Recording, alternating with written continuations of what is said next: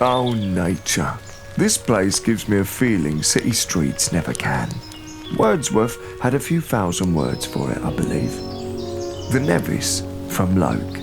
Don't go tromping through the leaves in your trainers, my friend. For treks like this, you'll need a proper bit of footwear. This boot is poetry itself. This is the dark brown oiled nubuck.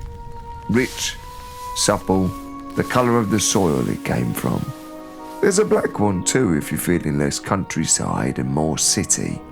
The uppers keep the rain out, sure. They stay breathable, so your feet stay dry from the elements and yourself. Ha! The sealed internal membrane and tape seams will have you chasing the road less travelled.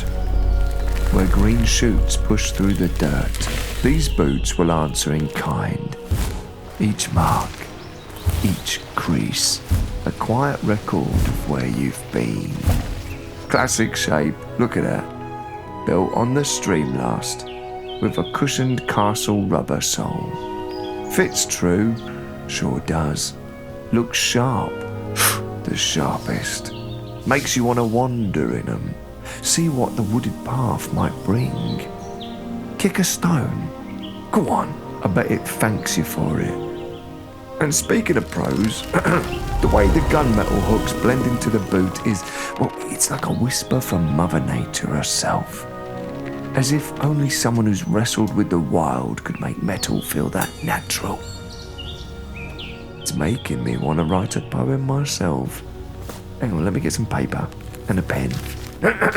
Watch out, lads, this might be actually quite good. So, there once was a boot called the Nevis, whose polish made puddles look jealous. Through downpour or slush, it strutted with hush. All swagger and weather propellers. Eat my dust, Lord Byron.